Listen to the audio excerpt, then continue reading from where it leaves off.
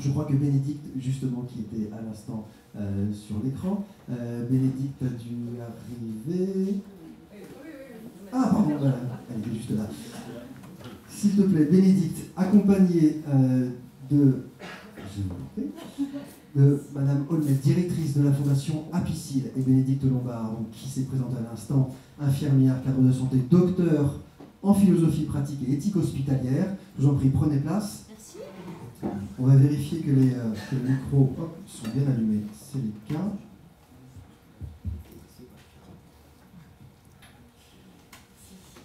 Voilà, je vous laisse la parole. L'essentiel, c'est évidemment de nous expliquer, et on est entre nous, hein, comment s'est fait cette rencontre, pourquoi ce projet, et puis qu'est-ce qu'on en attend et qu'est-ce qu'on espère grâce à ce soutien. En tout cas, merci encore.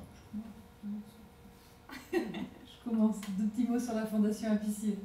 Donc, la Fondation Apicil a pour objet la lutte contre la douleur physique et la douleur psychique à tous les âges de la vie. Voilà notre objet. C'est une fondation reconnue d'utilité publique. Nous sommes basés à Lyon. J'ai eu le plaisir d'étudier 1400 projets à ce jour en 12 ans qui concernent exclusivement la prise en charge de la douleur. C'est dire si ce sujet est inspirant. Nous accompagnons à ce jour 650 projets sur l'ensemble du territoire. Des projets qui sont portés par des équipes de recherche, par des médecins, par des infirmières, mais aussi des projets d'accompagnement, par exemple à la formation du personnel, à des techniques qui ne seraient aujourd'hui peut-être pas prioritaires. Et je pense à toutes les techniques non médicamenteuses, sophrologie, relaxation, hypnose, etc. Et nous finançons du temps pour que des professionnels puissent intervenir dans les lieux de soins où ils ne sont pour le moment pas encore très présents ou pas assez certainement, puisque les équipes nous sollicitent en nous disant oh, j'aimerais bien avoir un psychomote dans mon service, mais je ne sais pas comment faire, on n'arrive pas à le financer. Et nous, on va le financer pendant un certain temps, c'est-à-dire 3 ans, le temps de prouver l'intérêt de la présence de cette personne avec ses compétences complémentaires dans le service, pour qu'après ce soit pérennisé. C'est presque un gros mot, hein, pérenniser en ce moment, mais pourtant on y arrive. Donc c'est possible. Et donc voilà, beaucoup de formations données pour les personnels. Voilà, c'était une première petite introduction. Et puis Bénédicte Lombard, on a eu le plaisir de se rencontrer il y a quelques années maintenant, hein, Bénédicte. Et je vais la laisser se présenter. Donc effectivement, évidemment un des fils conducteurs de ma carrière, c'est d'abord la prise en charge de la douleur de l'enfant, prise en charge de la douleur et la réflexion autour des soins palliatifs. Et dans le cadre de mes missions à l'hôpital, c'est cet axe-là que je voulais creuser en termes de recherche.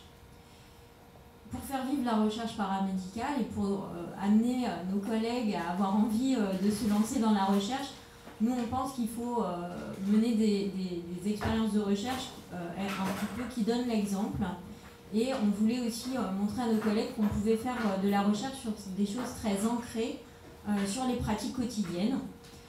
Et en matière de soins, il y a une pratique qui est récurrente, continuelle, problématique et peu interrogée, c'est la toilette au lit du patient. Réaliser un soin de nursing, faire une toilette au lit, eh bien, la question de la toilette au lit, c'est vraiment quelque chose de très important et qui est dans la littérature, si on va vers le volet un peu recherche, qui n'est pas du tout interrogé. On n'a pas d'épidémiologie de la douleur lors de la toilette au lit. Il y a eu une étude qui a été réalisée qui s'appelle ESPEDOL, mais qui n'est pas encore publiée, qui concernait la population de soins palliatifs. Et c'est ce qui nous a amené à travailler sur la question de la douleur, douleur lors de la toilette au lit.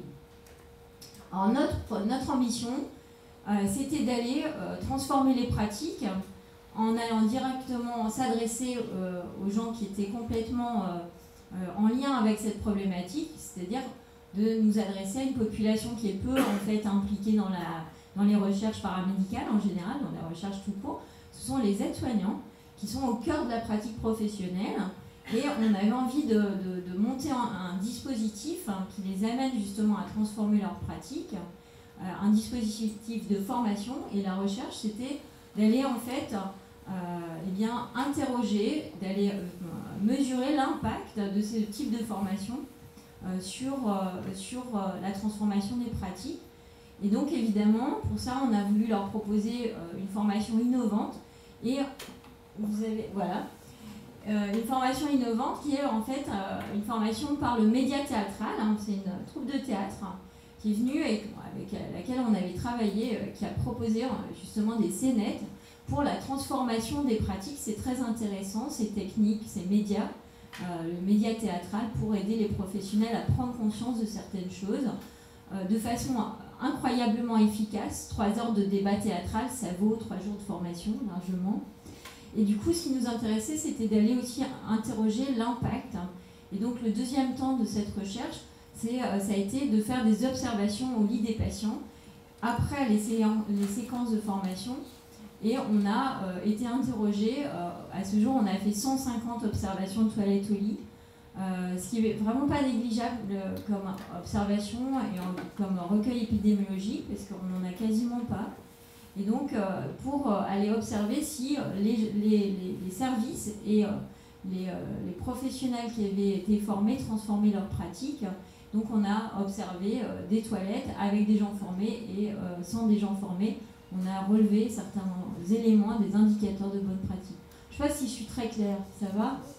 Alors, pourquoi on s'est rencontrés avec Nathalie? C'est qu'on a proposé ce projet, on a déposé ce projet de recherche auprès de la Fondation Apicil. Je travaille avec un conseil scientifique qui se réunit très régulièrement, au moins tous les 3 mois.